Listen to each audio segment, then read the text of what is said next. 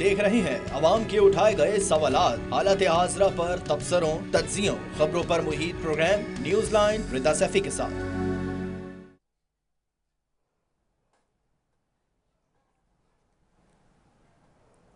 अस्सलाम वालेकुम। Programme news line के साथ मैं हूं मुनीबा गुल बाजवा।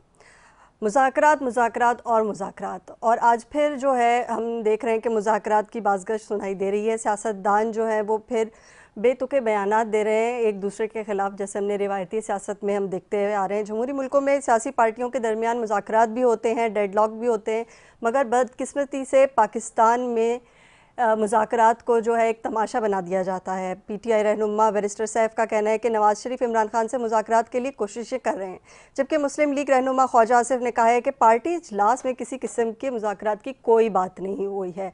उन्होंने क्या कहा वो भी आपको सुनवाते हैं।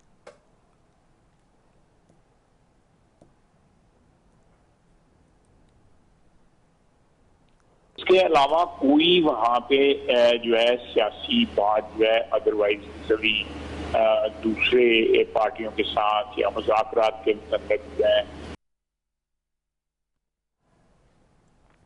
अब सवाल यह है कि अगर मुज़ाकरात हो रहे हैं तो उसे छुपाने की ज़रूरत क्यों पेश आ रही है। दूसरी जानिब खुद PTI के रहनुमा अली मोहम्मद खान ने कहा कि बाज़ दफ़ा जब मुज़ाकरात हो रहे होते हैं या उनकी बात चल रही होती है, उसको मंजर आम पर नहीं लाया जाता। उनका क्या कहना था वो भी आपको सुनवाते हैं।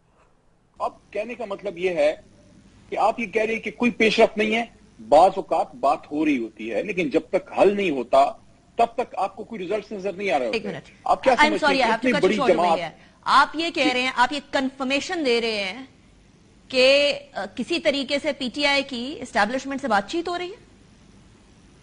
ये मैं कंफर्म तो नहीं कर सकता, लेकिन ये जो अभी 22 अगस्त का जलसा हमने मौखर किया है, पूरे मुल्क से हमारी मोबिलाइजेशन थी, बहुत बड़ा जलसा होने जा रहा था। वो जो एक रिक्वेस्ट इमरान खान साहब के सामने गई है और आपने दोनों जो है वो रहनुमाओं की गुफ्तगू सुनी, अली मोहम्मद खान और बैरिस्टर सैफ की। अगर बात मान ली जाए तो फिर बैरिस्टर गौहर के आज के बयान के बारे में क्या कहा जाएगा, जो कह रहे हैं कि किसी किस्म के मुज़ाकरात के हवाले से कोई बात नहीं हुई। सियासी जमातों की पार्टी पॉलिसी कमज़ोर क्यों पड़ रही है, इस पर भी हम गुफ्तगू करेंगे। एक और अहम इशू पर हम गुफ्तगू करेंगे, जो हालिया बारिशें हुई हैं इसमें सिंध के जो हालात हैं और ख़ासतौर पर कराची के जो हालात हैं, इसने हुकूमत की कली खोल के रख दी है। और हमें नज़र आ रहा है कि बल्दियाती नुमाइंदे हो या बल्दियाती निज़ाम हो या हुकूमती निज़ाम हो, ख़ासतौर पर सिंध में, और सिंध का इंफ्रास्ट्रक्चर देख लिया जाए तो आपको अंदाज़ा हो जाएगा। पिछले हफ्ते जो बारिशें हुई हैं उसमें जो हालात थे सड़कों के, और जिस किस्म से लोग, जिस परेशानी से लोग गुजरे हैं, वो भी आवाम के सामने है। और जो लीडरान की कारकर्दगी है उस पर एक बहुत बड़ा सवालिया निशान है। लेकिन अगर हम बात करें कि वज़ीर आला सिंध की, तो वज़ीर आला सिंध कहते हैं कि सब चंगा है, कोई मसला नहीं है और बारिशों से कोई इतना ख़ास नुकसान नहीं हुआ। मुराद अली शाह ने और क्या कहा ये भी आपको सुनवाते हैं। डेवलपमेंट अगर देखें इस वक्त सूबा सिंध के सारे जो रोड्स, जो प्रोविंशियल रोड्स हैं, यानी इंटर डिस्ट्रिक्ट, आप अनफॉर्चुनेटली होता ही है कि लोग आते हैं इस्लामाबाद से और जब सिंध में दाखिल होते हैं तो कहते हैं रोड ख़राब है। वो सारे रोड नेशनल हाईवे अथॉरिटी के हैं जो ख़राब है। आप हमारे रोड्स देख लें जो इंटर डिस्ट्रिक्ट हैं, सब बने हुए। जी, वज़ीर आला साहब सिंध एक बार फिर डूब चुका है। हैदराबाद, मीरपुर खास, सजावल, बदीन, इनकी सड़कें पानी के साथ बह गई हैं। क्या आप वाकई इन सारी चीज़ों से नावाकिफ़ हैं, या 16 साल दौर जो पीपल्स पार्टी का कराची की सड़कों के लिए काबिल एतमाद मरम्मत के लिए करने के लिए काबिल भी नहीं हो पाया? क्या ये सड़कें या इंफ्रास्ट्रक्चर दुरुस्त होगा कि नहीं, इस पर भी हम बात करेंगे। लेकिन फ़िलहाल जो है मैं आपको मेहमानों का तारुफ़ करवाते चलूँ और हम मुज़ाकरात से रिलेटेड इशू से मैं सवाल करूँगी। मुझे ज्वाइन किया है शिज़ा मनसब ने, रहनुमा है मुस्लिम लीग की, उन्हें प्रोग्राम में खुशामदीद कहते हैं। इसके अलावा हमें ज्वाइन किया है जुल्फ़िकार बदर ने, तर्जुमान है बिलावल भुट्टो ज़रदारी के, आपको भी प्रोग्राम में खुशामदीद करते हैं। सबसे पहले मैं शिज़ा की जानिब जाऊँगी। शिज़ा, आपने जैसे देखा मुख्तलिफ़ रहनुमाओं के बयानात और मुज़ाकरात की बातें, कोई कह रहा है मुज़ाकरात हो रहे हैं, कोई कहता है मुज़ाकरात नहीं हो रहे। कहाँ देख रही हैं आपके कौन सच बोल रहा है और कौन झूठ? जी बहुत शुक्रिया। देखिए, सच और झूठ की बात नहीं होती। जमहूरियत है, हम तमाम जमहूरी जमातें हैं और जमहूरियत के अंदर जमातों के मुख्तलिफ जो लीडरान हैं उनको अपना अपना ओपिनियन रखने का हक भी होता है, जो कि मुख्तलिफ ओपिनियन सामने आते रहते हैं। उसके बाद जो फाइनल पॉलिसी है वो जाहिर है कि जो लीडर होता है वो कहता है तो वो फाइनल पॉलिसी हो जाती है। तो इस हिसाब से मैं समझती हूँ कि बाकी जो जमहूरी जमातें हैं उन्होंने बारहा इस चीज का बताया है, इजहार किया है कि जमहूरी कुव्वतों को एक दूसरे के साथ बात करनी चाहिए, मुज़ाकरात करने चाहिए और मुज़ाकरात से ही सियासी जो मसले होते हैं वो तय होते हैं और जमहूरियत को इस पर काम मिलता है। जहां तक पीटीआई का सवाल है, उनका मौकफ बार बार जेल से यही आता रहा कि वो सिर्फ और सिर्फ फौज से बात करना चाहते हैं और ये आज की बात नहीं है। जब 2018 के रिट शुदा इलेक्शन हुए थे, तमाम जमहूरी जमातों ने उस वक्त मिलकर फैसला किया कि वो बेशक के इलेक्शन रिट थे, पाकिस्तान की तारीख के बदतरीन रिट इलेक्शन थे, लेकिन फिर भी वो जमहूरियत के इस्तेहकाम के लिए इकट्ठे मिलकर पार्लियामेंट में बैठेंगे। उस वक्त भी उन्होंने उस वक्त के प्राइम मिनिस्टर को ये कहा कि आए मिलके चलते हैं, मुल्क के मसाइल मिलजुल के हल करते हैं, लेकिन तभी भी एक उन्होंने नैरेटिव बनाया हुआ था चोर डाकू का और करप्शन का, तो उन्होंने तभी भी किसी के साथ बैठना पसंद नहीं किया। आज जब वो जेल में है तो आज भी उनका यही मौकफ आ रहा है कि वो सियासी कुव्वतों के साथ बैठना पसंद नहीं करते। जो लाडलापन उनको 2018 में मिला था और जिस तरीके से उनको लाया गया था, वो वही उसी की तलाश में है। और ये क्योंकि एक कल्ट है, ये मैं नहीं समझती एक सियासी जमात है, ये एक कल्ट है। तो सिर्फ और सिर्फ अपने इक़्तिदार की खातिर इमरान खान देखते हैं कि उन्होंने क्या फैसले करने हैं, इसलिए वो बारहा ये कहते हैं कि वो फौज से ही मुज़ाकरात करना चाहेंगे और फौज से मुज़ाकरात करने का या मांगने का सिर्फ एक वजह है कि उनको इक़्तिदार चाहिए और उनको एनआरओ चाहिए, जो कि इस वक्त उनको 9 मई के बाद मिलने का बिल्कुल कोई चांस नहीं है। और बारहा ये बात आ चुकी है एस्टैब्लिशमेंट की तरफ से कि वो किसी किस्म के मुज़ाकरात नहीं करना चाहते। अगर मुज़ाकरात करने हैं तो वो सियासी जमातों ने आपस में, बिल्कुल सियासी जमातों ने करने हैं मुज़ाकरात, लेकिन एक दफ़ा फिर मुज़ाकरात के बारे में जो है वो काफ़ी बयानात सामने आ रहे हैं। अगर आपको लगता है कि अगर हम पार्टी बेसिस पे सियासी पार्टियों की बात करें और मुज़ाकरात की बात करें तो सबसे पहले कौन हाथ बढ़ाएगा मुज़ाकरात के लिए? देखिए, हुकूमत मैं समझती हूँ कि जो हुकूमत में होते हैं उनके ऊपर ये होता है कि वो हाथ बढ़ाएं मुज़ाकरात के लिए, जो कि हम कर चुके हैं। जब बजट इजलास था उस वक्त प्राइम मिनिस्टर साहब ने on the floor of the house ये कहा कि उन्होंने हाथ बढ़ाया मुज़ाकरात के लिए और उन्होंने कहा कि हम हर मौजू पे गुफ्तगू करने के लिए तैयार हैं। इसलिए नहीं कि हमें पीटीआई से मुज़ाकरात करने की कोई ज़रूरत है या हमें उनकी किसी भी किस्म की कोई ज़रूरत है, सिर्फ इसलिए कि हुकूमत में होते उन्होंने समझा कि उनका ये एक वसी तर मफाद के लिए मुल्क है, उन्होंने ये हाथ बढ़ाया। इससे पहले बिलावल भुट्टो जरदारी साहब भी ये हाथ बढ़ा चुके हैं। तो ये जमहूरी जमातें जो कि जमहूरियत का इस्तेहकाम चाहती हैं, जो एक्सपीरियंस्ड हैं, जिन्होंने एक तारीख देखी हुई है, वो तो ये समझती हैं कि जमहूरियत की रवायतों को कायम रखना चाहिए। लेकिन जब उधर से जेल से ये बात आती है कि वो मुज़ाकरात नहीं करना चाहते और वो सिर्फ फौज के साथ बातचीत करना चाहते हैं, तो उनकी जहन की भी अक्कासी ये चीज करती है कि उनका जहन जमहूरियत की तरफ माइल नहीं है। जो उनका दौरे इक़्तिदार रहा, तभी भी आपने देखा कि वो चाहते थे वन पार्टी रूल हो जाए। तमाम बाकी मुखालफों को, सियासी मुखालफों को उन्होंने जेल में रखा और बारहा ये आके बात भी की कि मैं इनको सबको जेल में डालूंगा, मैं ये करूंगा, वो करूंगा, इस किस्म की बातें। जबकि इस वक्त हुकूमत का और उसकी इत्तेहादी जमातों का इस वक्त सिर्फ ये फोकस है कि मुल्क की मईशत को कैसे बहाल किया जाए, मुल्क में स्टेबिलिटी कैसे लाई जाए।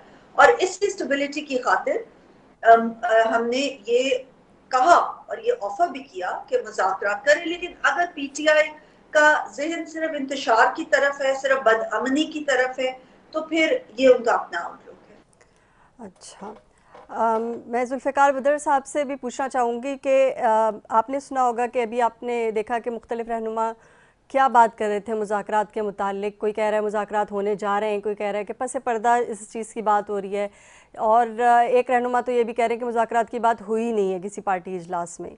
आपको क्या लगता है कि क्या ये जो हमारी कोलिशन गवर्नमेंट है ये मुज़ाकरात के लिए दोबारा हाथ बढ़ाएगी? बिस्मिल्लाहिर्रहमानिर्रहीम। बहुत शुक्रिया रिदा, आपने अपने प्रोग्राम में इनवाइट किया।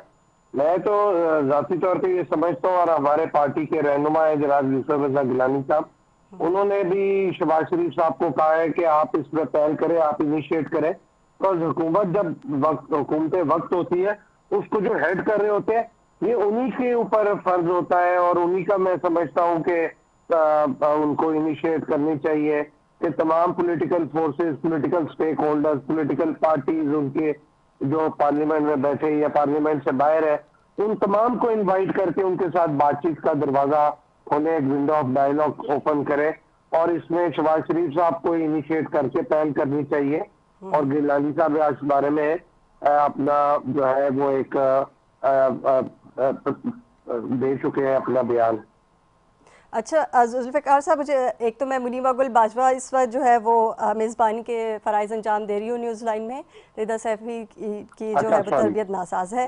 अच्छा, मैं आपसे ये पूछना चाह रही थी कि अभी आपने कहा कि जो है वो हाथ बढ़ाना चाहिए, मुज़ाकरात करने चाहिए, लेकिन ये मुज़ाकरात के ऊपर कई दफ़ा बात हुई है, पिछले कई महीनों में कई दफ़ा बात हुई है, बल्कि असेंबली फ्लोर में तो 3 दफ़ा इस चीज़ को उठाया भी गया कि जी मुज़ाकरात करें। एक दफ़ा पीटीआई की तरफ से बयान आया कि वो इस्टेब्लिशमेंट की तरह के साथ मुज़ाकरात करना चाहते हैं। एक्चुअली जब सियासी पार्टीज़ जो हैं, आपको क्या लगता है, एक पेज पे नहीं है जो गवर्नमेंट में है, और वो पीटीआई जो है या उनके जो बानी हैं वो ख़ुद एक मुतज़ाद बयान देते हैं, कभी वो मुज़ाकरात करना भी चाहते हैं, कभी कहते हैं वो इस्टेब्लिशमेंट के साथ मुज़ाकरात करेंगे। असल में आपको क्या लगता है कि आपका एनालिसिस है क्या है कि वो चाहते क्या हैं एक्चुअली? देखिए, असल बात यह है कि जितनी भी जमातें जो पार्लियामेंट के अंदर बैठी हैं या बाहर बैठी हैं, ये आपस में बैठ के बातचीत के जरिए मामलात का हल निकाल सकते हैं, डायलॉग कर सकते हैं। और इसका एक आपने देखा होगा तजर्बा के एक पीडीएम के प्लेटफॉर्म बना था जो बिलावल भुट्टो जरदारी साहब ने और आसिफ अली जरदारी साहब ने इनिशिएट किया था, और उसके बाद एक हुकूमत भी मार्ज़े वजूद में आई थी जो कि एक आईनी और कानूनी तरीके से वोट ऑफ नो कॉन्फिडेंस के जरिए पार्लियामेंट के अंदर से आई थी। और इस सारे के अंदर देखें कि तमाम पॉलिटिकल फोर्सेस, स्टेक होल्डर्स, तमाम के तमाम आपस में आके बैठ गए थे, और सिर्फ एक ही उसके अंदर जो है वो पॉलिटिकल फोर्स जो है वो आके नहीं बैठी थी, उसका नाम पीटीआई था। तो अभी भी जब कोई मामला इस तरह के चलेंगे तो तमाम पॉलिटिकल फोर्सेस, चाहे वो बाहर हों या पार्लियामेंट के अंदर हों, ये बैठ के बातचीत कर सकती है। प्रॉब्लम यही है कि खान साहब जो है ना, he is a confused person. उनको खुद पता नहीं है कि आगे क्या करना चाहते हैं, बिकॉज उनकी ये जो सोच है ना कि हम डिसीजन मेकर से ही बातचीत करेंगे। एक्चुअली जो पहले गेस्ट ने बात की, मैं उसी के अंदर थोड़ा सा ऐड करना चाहूंगा। 2018 के इलेक्शन से पहले जिस तरह का मामला चल रहा था, और 18 के अंदर फिर उनको एक ऐसा जाली मैंडेट दे के उनको वजीर आजम बनाया गया और बहुत सारे लोगों को इलेक्शन जिताया गया। अब उनको पता है कि ग्राउंड रियलिटी पे हुकूमत खाली चंद एक या दो सूबों के अंदर से वोट लेके हुकूमत नहीं बन सकती। आपको पूरे पाकिस्तान से वोट चाहिए, खासतौर पे अगर आपको फेडरल गवर्नमेंट बनानी है। और उसके लिए फिर आपको जिस तरीके से उनको एस्टेब्लिशमेंट ने सपोर्ट किया और उनको फैसला करने वाले लोगों ने वजीर आजम बनवाया, अब उनको इस बात का पता है बानी पीटीआई को कि मुझे जो है इक़्तिदार या हुकूमत मिलेगी तो वो सिर्फ वो इदारा है और फैसला करने वाले लोग ही दिलवा सकते हैं। उसके अलावा अगर वो पॉलिटिकल पार्टी से बातचीत करेंगे तो पॉलिटिकल पार्टीज के साथ बातचीत करके एक बराबरी की सतह पे बैठना पड़ेगा, और उनको वो जो वो सोच रहे हैं नताइज हासिल करना, वो नताइज हासिल नहीं हो सकेंगे। तो इस वजह से उनका सिर्फ फोकस है कि मैं एस्टेब्लिशमेंट या फौज के लोगों के साथ ही बातचीत करना चाहूंगा। बिकॉज जिस तरीके से 2018 में वो इनको इलेक्शन जिता के इनको इक़्तिदार में ले आए थे, उसी तरीके से ये अब चाहते हैं कि इनको दोबारा इक़्तिदार मिल जाए और ये अपनी जो बची खुशी जो इनकी साख रह गई है, जो इन्होंने कसर रह गई थी 2018 में 4.25 साल के अंदर पाकिस्तान को नाकाबिले तलाफी नुकसान पहुंचाने के, ये उस एजेंडे को पूरा करना चाहते हैं। आप देखें कि उस टाइम पे एक गूंज आती थी, एक परसेप्शन क्रिएट की जा रही थी मीडिया के ऊपर भी कि 10 साल प्लान है, ये खान 10 साल रहेगा और 10 साल तक इसी तरह चलेगा, ये होगा वो होगा। और ये तो रब को पता होता है कि कौन कितने साल रहेगा कितने साल नहीं रहेगा, लेकिन वो बेसिकली प्लान यही था। और ये चोर डाकू की आवाज उठा के इन्होंने सबको पॉलिटिशियंस को बदनाम किया और बुला बना का, और इन्होंने सियासत के अंदर से रवादारी, इखलास, इज्जत की सियासत को खत्म कर दिया और तू तड़ाक की सियासत की। आज मुआशरे के अंदर भी, सोसाइटी के अंदर, और आप देखें पूरे मुल्क के अंदर, हर घर के अंदर जो है वो डिवीजन डाल दी हुई है खान की सोच ने, और पूरा मुआशरा तबाह कर दिया हुआ है। अब ऐसे शख्स को अगर दोबारा कोई हुकूमत में लेके आता है, वो फैसला करने वाले या कोई इदारा या कोई चंद लोग मिलके, तो वो मैं समझता हूँ कि जैसे मुल्क को पहले नाकाबिले तलाफी नुकसान पहुंचा है, अब उससे ज्यादा नुकसान पहुंचेगा। तो अभी तो ये तमाम पॉलिटिकल पार्टीज और खास तौर पे बिलावल भुट्टो जरदारी साहब और आसिफ अली जरदारी साहब, आप देखें कि हुकूमत में ना जाके भी उन्होंने एक हुकूमत को सपोर्ट किया, एक पार्टी को सपोर्ट किया कि आप अपनी मर्जी की हुकूमत बनाएं, और उनको सपोर्ट किया कि आप अपनी मर्जी की कैबिनेट बनाएं, अपनी मर्जी की टीम लेके आए और खुद डिसीजन मेकिंग करें। ये बेसिकली एक निजाम को चलाने की कंटिन्यूटी ऑफ द सिस्टम, ये जमहूरी और आईनी जो निजाम है ये चलता है। अदरवाइज तो अगर ये काम ना करते, हम भी जिद की सियासत करते, तो इस मुल्क में केओस होना था, और इस मुल्क को के अंदर बहुत सारी कुव्वतें, आप देखें आजकल टेररिज्म और ये गैर जो दुश्मन कुव्वतें हैं जो पाकिस्तान को गैर मुस्तहकम करना चाहते हैं, इसीलिए क्योंकि तो पॉलिटिकल स्टेबिलिटी नहीं है ना मुल्क में। दुश्मनों को ये पता है, कालादम जमातों को पता है। बता रहा हूँ कि ये जो पाकिस्तान के अंदर पॉलिटिकल स्टेबिलिटी, इकोनॉमिक स्टेबिलिटी, ये फिर टेररिज्म है, बाकी सारे जो चैलेंजेस हैं, ये चैलेंजेस सारे गवर्नेंस का इशू है। ये सारे के सारे जो है वो कंटिन्यूटी ऑफ 2018 चलता आ रहा है। आप देखें कि ख्वाहिश के ऊपर एक बयान दिया जाता था कि पाकिस्तान जो है वो श्रीलंका बन जाएगा, डिफॉल्ट कर जाएगा। ये तो लोगों की ख्वाहिश होती है। ये ऐसा कोई पाकिस्तान का जो संजीदा लीडर है, जो दानिशमंदाना लीडर है, जो पाकिस्तान से मोहब्बत करता है, फेडरेशन को चाहता है, पाकिस्तान का ख्याल करना चाहता है, वो तो कभी नहीं चाहेगा हमारा मुल्क डिफॉल्ट करे। और आप देखें कि इतने मुश्किल फैसले लिए पीडीएम की गवर्नमेंट ने, उससे हमारी पार्टी को भी एक पॉलिटिकल डैमेज हुआ इलेक्शन में। लोग हमारे से इतने हैप्पी नहीं थे। मैं एक और सवाल इसमें ऐड ऑन करना चाहूंगी, बाकी पार्टियों को भी हुआ। तो इस सारी चीज के अंदर आज भी देखें कि ये स्टेबिलिटी के लिए काम हो रहा है, लेकिन गवर्नमेंट के ऊपर हम कोई चीज समझ ना आ रही हो, उसके ऊपर हम एक क्वेश्चन भी रेज करते हैं, आवाज भी उठाते हैं, लेकिन कभी हम ऐसा काम या इकदाम नहीं करेंगे कि खुदा न खास्ता हमारा मुल्क जो है वो डिफॉल्ट करे, या हमारे मुल्क के अंदर से ऐसी कोई चीज हो जिससे मुल्क के अंदर पॉलिटिकल और इकोनॉमिक इंस्टेबिलिटी हो। बिल्कुल ठीक है। अच्छा, मैं आप दोनों से ये पूछना चाहूँगी अपने मेहमानों से कि मौजूदा जो हुकूमत है आपकी सिंध में जो है वो पीपल्स पार्टी की है, मेजॉरिटी जो पंजाब में है वो अगर हम मुस्लिम लीग नून की अगर हम बात करते हैं, तो आपकी जो जमातें हैं दोनों जो कि अभी मुल्क पे हुक्मरां जमातें हैं, इनकी फ़ैसला साजी जो है क्या वो कमज़ोर हो गई है या आपको लगता है कि वो नाकाम हो गई है? क्योंकि अब तक तो निगोसिएशंस हो जानी चाहिए थी। अगर बानी पीटीआई राज़ी नहीं हो रहे थे तो क्या और कोई सूरत ऐसी नहीं हो सकती कि जो बाकी इनके लीडरान हैं उनको कन्विंस किया जाए कि वो आकर बैठें और बात करें, या बानी जो है वो ये चाहते हैं कि सिर्फ उनसे ही बात हो? देखिए, बानी पीटीआई जो है ना वो एक जिद्दी आदमी है, एक इनकम्पिटेंट, इनकेपेबल आदमी है। जिस शख्स का जो है दिमाग ही इस तरह ना काम करता हो कि वो बैठ के एक सियासी डायलॉग करे। आप देखें गार्डियन ने जो कल आर्टिकल लिखा है उसके अंदर क्या पॉइंट रेज किया कि एक ऐसा शख्स जो कि उसामा बिन लादेन को शहीद कहता है और तालिबान की सपोर्ट करने के लिए तालिबान से बातचीत करना चाहता है, लेकिन सियासी कुव्वतों के साथ बातचीत नहीं करना चाहता। तो जब एक ऐसे शख्स के क्रेडेंशियल्स ऐसे बन जाए और उसके एट्रीब्यूट्स ऐसे बन जाए, तो उस शख्स के बारे में क्या कह सकते हैं? उसको तो सियासी लचक दिखानी चाहिए, और सियासी लचक जो है वो पॉलिटिकल लीडर्स में होती है, और जिद नहीं रखते। आज अगर जिद की सियासत की वजह से वो इस तरह के मामले से गुजर रहे हैं, अदरवाइज कभी ऐसी प्रॉब्लम ना आती। बिल्कुल। शिजा, आप क्या कहेंगे इस बारे में? जी, मैं नहीं समझती कि ये कोई फैसला साजी की कमजोरी है। हमारी जमात में फैसले हमारे कायद मियां नवाज शरीफ करते हैं, और जब वो कोई फैसला कर लेते हैं तो सब उसको फॉलो करते हैं, लेकिन अपना अपना ओपिनियन सब कोई रखता है। जहां तक इनके साथ मुज़ाकरात की बात है, और हम तो इनके साथ मुज़ाकरात सिर्फ इसलिए कह रहे हैं कि मुल्क के अंदर पॉलिटिकल स्टेबिलिटी आए। हमें तो इनके साथ मुज़ाकरात की कोई उस तरह से जरूरत नहीं है ना। अगर ये पॉलिटिकल स्टेबिलिटी नहीं चाहते, तकसीम और तजाद की इन्होंने सियासत हमेशा बिलीव किया, सड़कों पे आके सियासत में बिलीव किया, धरनों पे इन्होंने बिलीव किया। 2014 से आप देख लें कि पीटीआई ने हमेशा मुल्क में बदअमनी फैलाई है, इंतशार फैलाया, और वो करते करते आखिर जो 9 मई का वाकया हुआ, जो कि जिसमें के बराह रास्त ये पीटीआई के जो साबका चेयरमैन है वो कह चुके हैं कि मैंने कहा था कि अगर मैं गिरफ्तार हो जाऊं तो जीएचक्यू के सामने जाके पुरअमन एहतजाज करना। लेकिन पुरअमन तो उन्होंने कहा, लेकिन उससे पहले वो यूथ की जहन साजी किस तरीके से कर चुके थे।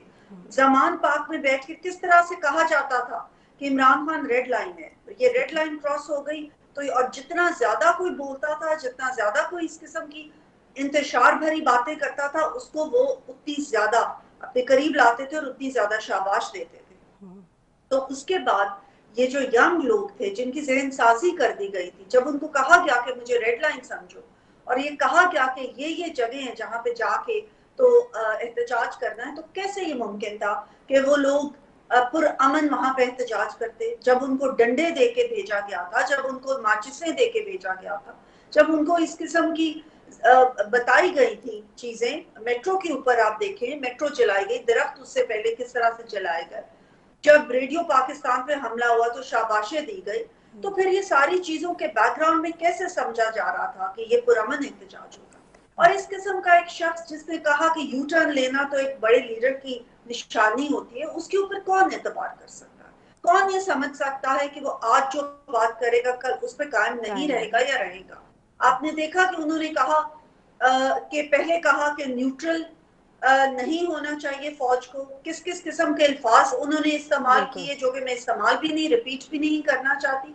उसके बाद जब अफवाज ने कहा कि आइन के मुताबिक हम सियासत में हिस्सा नहीं लेना चाहते, उन्होंने कहा कि नहीं, आप सियासत में हिस्सा लें और मेरी मदद करें। आज जब वो जेल में बैठे हैं तो उनका बयान आया कि आप न्यूट्रल हो जाए। उनकी बहन अलीमा खान ने आके कहा कि फौज को न्यूट्रल हो जाना चाहिए। तो ये समझ नहीं आती कि वो उनका तो अपना जहन क्या है, अपना उनका कोई जहन एक मोतबर सोच रखता ही नहीं, सिर्फ और सिर्फ अपनी इक़्तिदार की खातिर उनकी जंग है जिसके पीछे उन्होंने अपने सारे कल्ट फॉलोअर्स को लगाया हुआ है।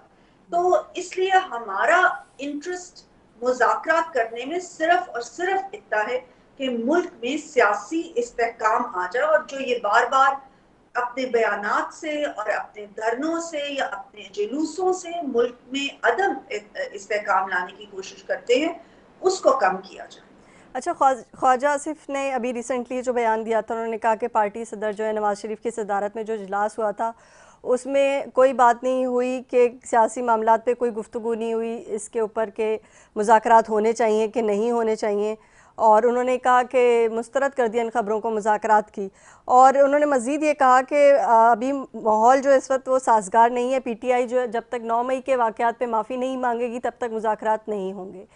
तो क्या ये स्टांस जो है वो मुस्लिम लीग नून का भी है और पीपल्स पार्टी का भी है? देखिए, मैं समझती हूँ कि मियां नवाज शरीफ साहब ही इज अ स्टेट्समैन, वो एक स्टेट्समैन वाला विजन रखते हैं पाकिस्तान के लिए।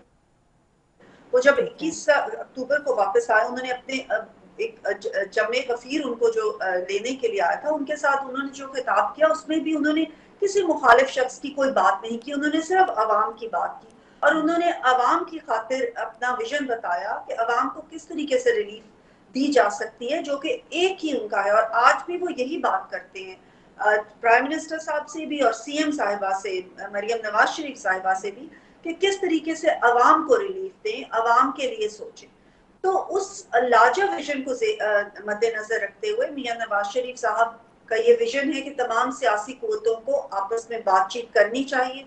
मुज़ाकरात के दरवाजे सियासी लोग हमेशा एक दूसरे के लिए खुले रखते हैं, लेकिन जो जहां तक 9 मई की वारदात का सवाल है, मेरे ख्याल में कोई एक मुनज़्ज़म और सोची समझा एक वो सारा एक प्लान्ड चीज थी। वो कोई ये नहीं कि अचानक से हो गया, और वो एक प्लान क्योंकि सारा कुछ हुआ। तो डीजी आईएसपीआर ने भी अपने प्रेस कॉन्फ्रेंस में कहा कि अवाम को जो इस बात का गम और गुस्सा है कि वो पाक अफवाज जो हमारी खातिर बॉर्डर्स पे कुर्बानियां देती हैं, जो कि पाकिस्तान के इस्तेहकाम का जामिन है, जिनकी वजह से आज हम दुश्मनों से घिरे हुए हैं, लेकिन आज हम एक अल्हम्दुलिल्लाह मुस्तकिल पाकिस्तान है।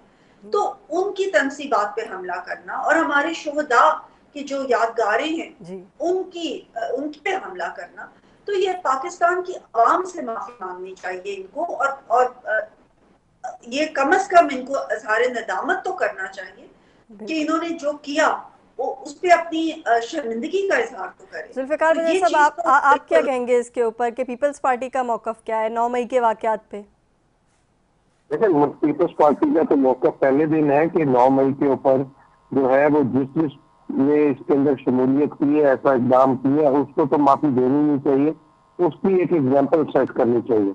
और अगर सियासी लीडर या सियासी कायदीन जो इसमें इन्वॉल्व है उनको कौम से माफी मांगनी चाहिए, उसके बाद उनके साथ बातचीत हो सकेगी। अदरवाइज जो लोग सियासी लोग हैं और जो इसके अंदर इन्वॉल्व नहीं थे, सिर्फ उनके साथ बातचीत होनी चाहिए। अदरवाइज जो इन्वॉल्व है या जिसने इसको इनिशिएट किया उसके साथ तो बिल्कुल भी, जब तक वो माफी ना मांगे और अपनी गलती का एहसास ना करे, तो उसके साथ तो बातचीत होनी नहीं चाहिए। अच्छा, लेकिन मुझे ये बताएं कि अगर हम फ़िलहाल ये भूल जाते हैं कि अभी ये पीटीआई का केस चल रहा है और मुज़ाकरात की चीज़ों को, हम एक ऐसी हुकूमत में हैं जो कि मिलजुल के बनी है, कोलिशन गवर्नमेंट है, आप क्या देखते हैं मुस्लिम लीग नून भी और पीपल्स पार्टी भी कि किस तरीके से मुल्क में पॉलिटिकल स्टेबिलिटी आ सकती है अगर बानी ना माने या ना माने, तब भी क्या तरीका होगा, क्या स्ट्रेटेजी होगी कि किस तरीके से हम अपनी पॉलिटिकल स्टेबिलिटी को वापस लेकर आएँ, इकोनॉमिक स्टेबिलिटी वापस लेकर आएँ? जी बदर साहब। इन्फ्लेशन को जो है वो सबसे पहले हैंडल करना चाहिए। महंगाई को आप कंट्रोल कर लें और पाकिस्तान के अंदर से आप रेवेन्यू बढ़ाएं, टैक्स मैक्स के लोगों को बढ़ाएं, और टैक्स पेयर जो है जब वो ज्यादा लोग बढ़ जाएंगे, पैसे देने शुरू करेंगे, आपको इंटरनेशनल डोनर एजेंसीज की तरफ नहीं देखना पड़ेगा। आप पाकिस्तान के अंदर से इतना रेवेन्यू जनरेट कर लें कि आपके मुल्क के अंदर के हालात financial, we actually have to put our house in order, चाहे वो हमारा सूबे है या फेडरेशन है, we have to come up with the strategies के हमें इनकी प्रॉपर इम्प्लीमेंटेशन होनी चाहिए, और पॉलिसी जो है वो हमारी इनोवेटिव और ट्रांसफॉर्मेटिव होनी चाहिए। ये नहीं है कि पुरानी पॉलिसीज के ऊपर चले, और यहाँ पे जो लोग हैं जो कि ब्यूरोक्रेटिक सोच रखते चीजें कर रहे हैं, वो उस सोच से उस तरीकाकार को, उस सोच को हमें चेंज करना। We have to have a transformation and innovation in decision making, इसके ऊपर हमें काम करना पड़ेगा। तो ये जितनी भी आप देख रही है इकोनॉमिक स्टेबिलिटी, पॉलिटिकल स्टेबिलिटी, ये ऑटोमेटिकली खुद आएगी जब आप एड्रेस करेंगे। इसके अंदर मेजर जो 3 चीजें हैं तो वो मैं आपको काउंट करा देता हूँ। ये तीनों पीपल्स पार्टी की इनिशिएट की हुई है। एक इसमें ईरान गैस पाइपलाइन है जो आसिफ अली जरदारी साहब ने की थी as a president. TAPI gas pipeline की थी, ये भी आसिफ अली जरदारी साहब का इनिशिएटिव था। और फिर सी पैक आपकी इंडस्ट्री को सपोर्ट करेगा, आपके यंग एंटरप्रेन्योर्स को इंडस्ट्री लगाने को सपोर्ट करेगा, आपका जॉब जो है वो बढ़ेगी।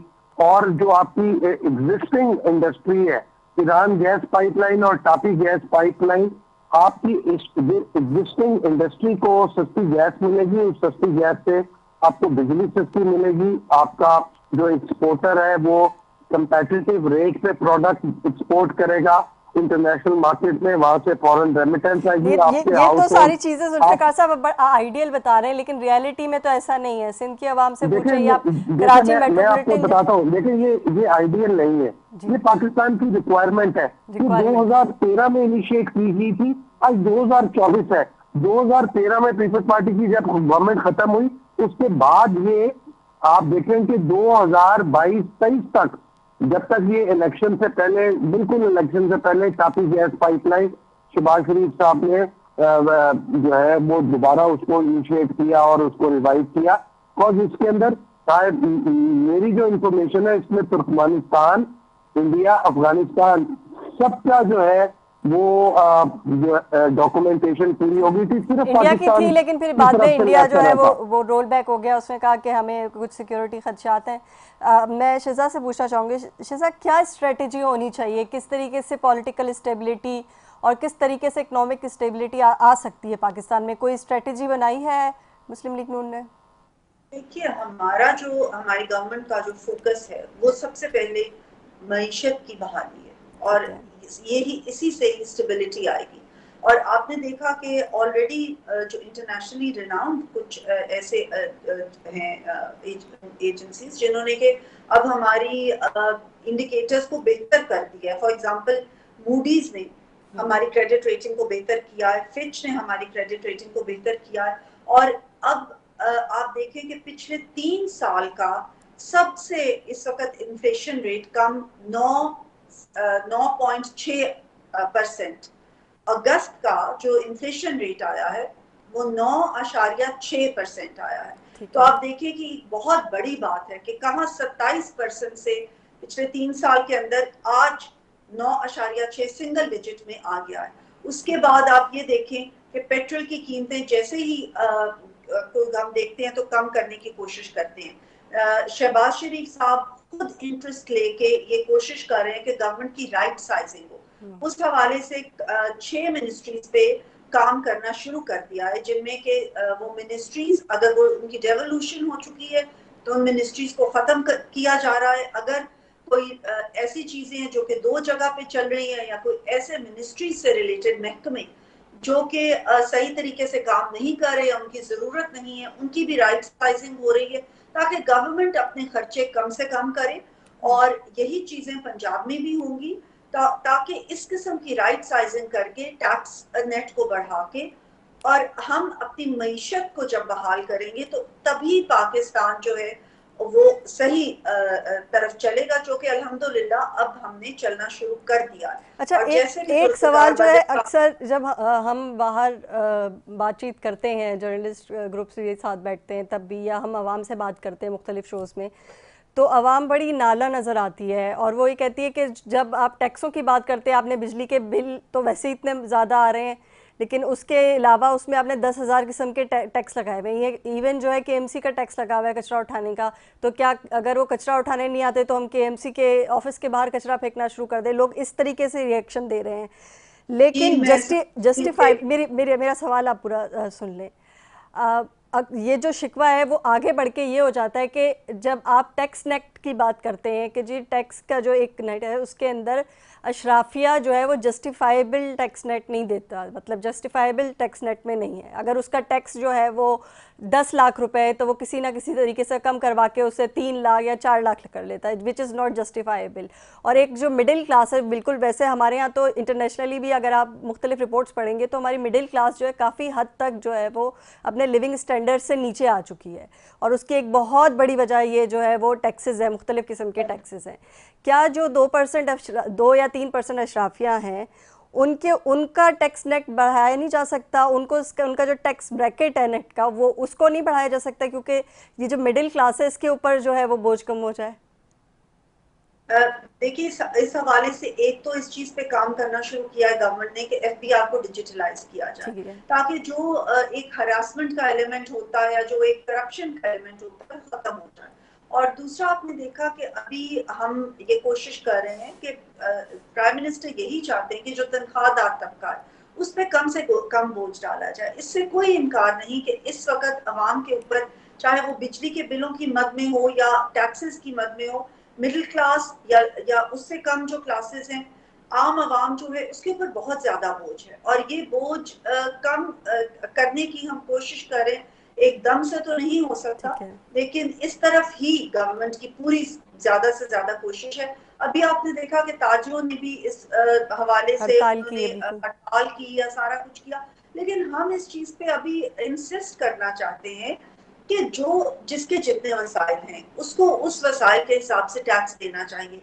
ये सिर्फ तनख्वाहदार तबके का फर्ज नहीं है, तमाम शहरियों को इसके बारे में खुद भी सोचना चाहिए, क्योंकि पाकिस्तान हम सबका है, हम सब ने सोचना है, हम सब ने मिलके, गवर्नमेंट तो पॉलिसीज बनाती है, उन पॉलिसीज को इम्प्लीमेंट भी करती है, लेकिन जब सिटीजन्स का उसके अंदर इनपुट होता है और उनका ताउन होता है तो वो ज्यादा बेहतर तरीके से चल सकती है। क्योंकि हमारे मुल्क के अंदर बहुत लंबा किस किस्म के ताउन, मसलन किस किस्म का ताउन अवाम की तरफ से होना चाहिए? क्योंकि ताजिर इतना परेशान है, वो ये कहता है कि एक दौर में अगर मैं 1 लाख रुपए कमाता था तो कम से कम मैं अपने घर के अखराजात बर्दाश्त कर लेता था, बच्चों की फ़ीस भी दे देता था। लेकिन अब बिजली का बिल ही दुकान का इतना आ रहा है मेरे पास लाख लाख रुपए कि मेरे पास घर ले जाने के लिए पैसे नहीं है। तो किस चीज़ ताजरान से देखिए, ताजरों से हमने बातचीत का सिलसिला शुरू किया। कुछ ताजर उनकी चीजें ठीक भी होंगी, उनकी बातें ठीक होंगी और जस्टिफाइड भी होंगी। अगर ऐसी चीज होगी तो उनपे नहीं, जाहिर है इस तरह का बोझ डाला जाएगा। लेकिन आप देखिए ना कि तनख्वाहदार तबका तो दे रहा है ना टैक्स, उनके लिए कोई आसान तो नहीं है टैक्स देना। वो कौन सा को बड़ा उनकी तनख्वाह का नहीं, वो खुदकुशियां भी कर रहा है शिजा, वो खुदकुशियां भी कर रहा है। बहुत सारे केसेस आपको मिलेंगे जो पिछले 1 साल के अंदर पूरी फैमिलीज ने जो है वो सुसाइड्स की हैं इस वजह से, क्योंकि वो बिजली के बिल नहीं भर पाए, उन्होंने वो घर का किराया अफोर्ड नहीं कर सकते, वो बच्चों की तालीम नहीं जो है ले सकते। एक बड़ी एग्जाम्पल मैं आपको दे दूँ, यूनिवर्सिटी ऑफ कराची जो इंटरनेशनल लेवल पर हमारे यहाँ रिकॉग्नाइज्ड है, हमारी यूनिवर्सिटी, जहाँ उसके अंदर 16,000 एडमिशन होते थे, 4,500 एडमिशन हुए अभी। यानी कि वो मिडिल क्लास जो कि गवर्नमेंट यूनिवर्सिटी में जाके आला तालीम हासिल करती थी, अब उसके पास इतने पैसे नहीं है कि वो गवर्नमेंट यूनिवर्सिटी के फीस दे सके। मैं जुल्फ़िकार बदर की जानिब आऊँगी। जुल्फ़िकार साहब, मुझे ये बताइएगा, जस्टिफाइबल टैक्स नेट जो है वो ज़्यादा ज़रूरी नहीं है कि ज़रूरी है कि नहीं है कि अशराफिया को उसमें शामिल किया जाए, मिडिल क्लास को थोड़ा रिलीफ दिया जाए? लगाने पे पाओ टॉप 30 कैशबैक। जुल्फ़िकार साहब, आपको मेरी आवाज़ आ रही है?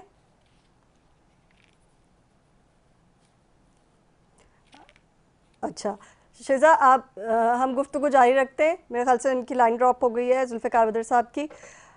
मैं ये क्या बात कह रही थी यही आपसे, क्योंकि ताजरों से रिलेटेड जो हड़ताल थी उसके अंदर हमने ऑन ग्राउंड जाके प्रोग्राम किए K21 के। आप अगर आप देखेंगे कराची की आवाज़ में और जो चीखुट्टा कराची, अगर आप उसमें देखें तो ताजर बहुत ज़्यादा एग्रेसिवली उन्होंने बात की। उन्होंने कहा कि अगर हमारे मुतालबात नहीं माने जाएंगे, अगर हमें टैक्स में रिलीफ नहीं दिया जाएगा, अगर हमें बिजली के बिल लाखों में आते रहेंगे, तो ये तो 1 दिन की हड़ताल थी, हम 10 दिन की भी हड़ताल करेंगे, हम 15 दिन की भी हड़ताल की कॉल देंगे, क्योंकि हम वैसे ही बैठे में, कोई ख़रीदार आ नहीं रहा, तो इससे अच्छा हम घर में जाके बैठ जाएँ। जैसे कि कहा कि अगर कोई ऐसी डिमांड्स हैं ताजरों की तरफ से जो कि जस्टिफाइबल हैं, तो उनको हम जरूर सुनेंगे। लेकिन आप ही मुझे बताएं कि क्या ये कहना कि वो कि एक तबका सिर्फ टैक्स दे जो कि तनख्वाहदार तबका नहीं, ये नहीं कह रही।